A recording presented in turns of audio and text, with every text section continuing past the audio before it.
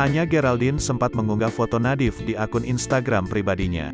Keduanya tampak sedang liburan bersama di Bahrain. Tak banyak diumbar ke publik, kisah cinta Anya Geraldine dengan Nadif ternyata berawal dari koneksi seorang teman.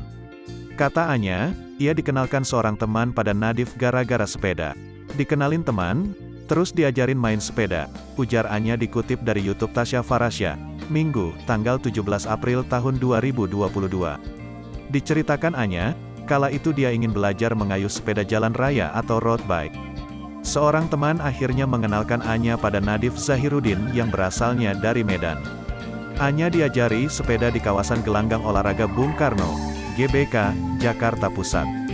Diajarin di GBK, udah gitu aku nabrak bapak-bapak lagi.